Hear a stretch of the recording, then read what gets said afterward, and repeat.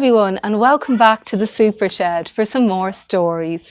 This story is a special story from my Uncle Gerard and Auntie Brona, who live in Ashford in County Wicklow. And this week it's my Auntie Brona's birthday. So I just want to say happy birthday, Brona. Now, my Uncle Gerard has an equestrian centre in Wicklow. And you might wonder, what is an equestrian centre? Well, an equestrian centre is a great place because you can get some horse riding lessons and you can also go on treks on your pony. And here is a picture with my Uncle Gerard and Caitlin. And Caitlin's horse is called Tonto. Would you like to see inside my Uncle Gerard's arena? Let's have a look. This is one of Caitlin's favourite memories. That's better. And give Caitlin the fold. This is much better, Caitlin. Over the two. Oh, hello, horse. Very nice to meet you. What are the things that we need to remember when we're around you? Oh, we need to remember to be quiet because you get scared if there's sudden movements. And you like it when we're slow and steady. Now, horses are very, very trusting, and you need to treat them the way you would like to be treated. And they will always give you love. And that brings us to a special story today. I wonder, can you guess what our story will be?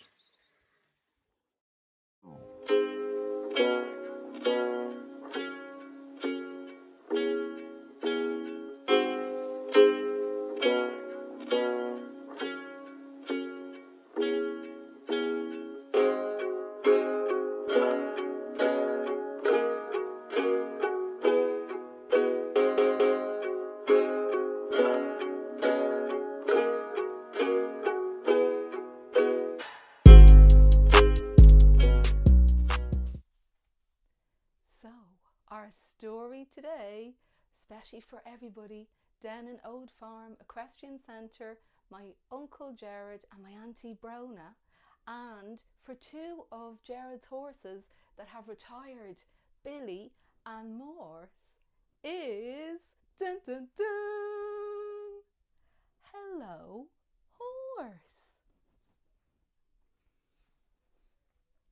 I have a friend called Catherine, and she has a horse called Shannon.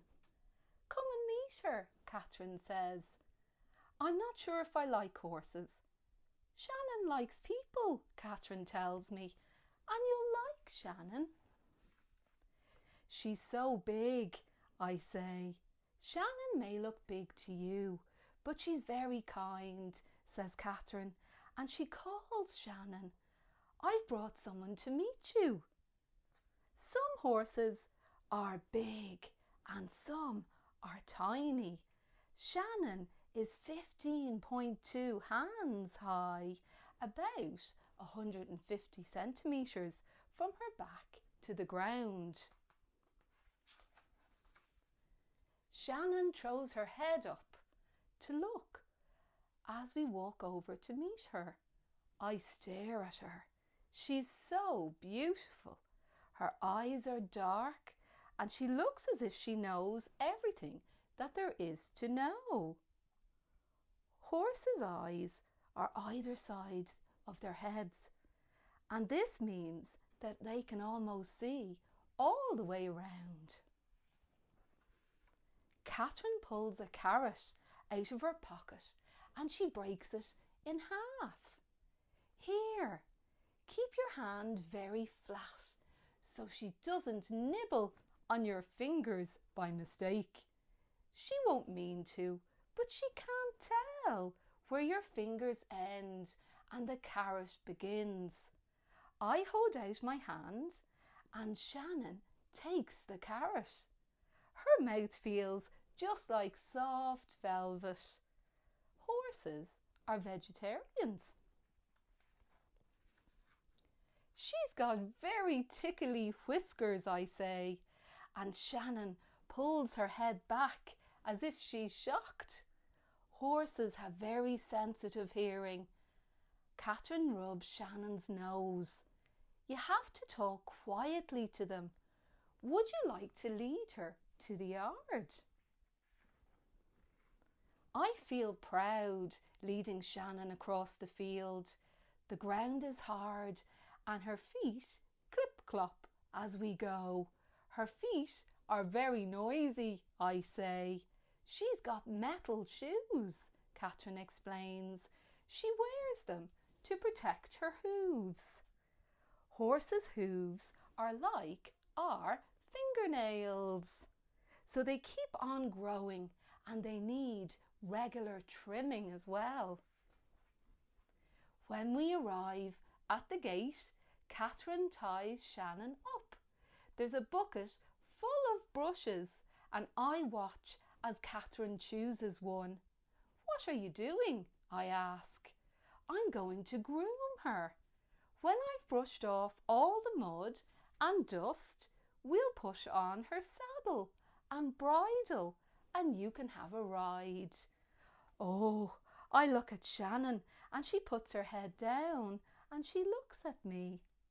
Grooming is not only to keep the horse clean, it's a good way that you can check if your horse has any cuts or injuries as well. Woof! She puffs at me through her nostrils and I feel it on my face and it makes me laugh.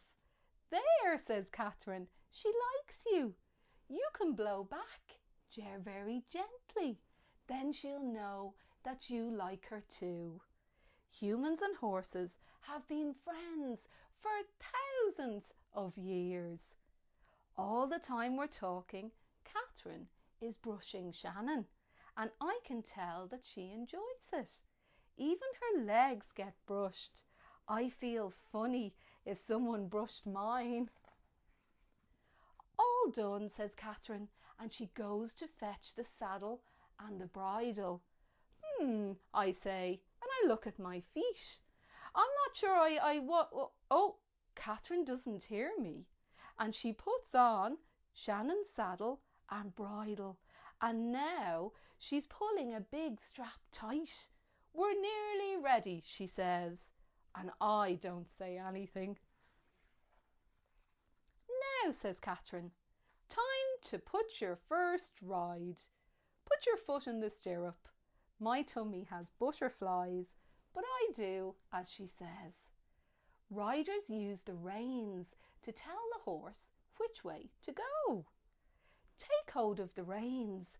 You can hold her mane if you feel a little bit wobbly. Then Catherine takes my other foot and, oh, I say, I'm sitting on Shannon's back and it's very high up. It's important to always wear a hat in case you fall off. And Shannon makes a funny little whickering noise. It's as if she's saying, well done. And I'm riding. And that's the end of our story today. I hope you enjoyed it. Now, don't forget, you can send in your pictures, drawings and models from all the stories here in the Super Shed to supershedstories@gmail.com. More stories soon. Bye.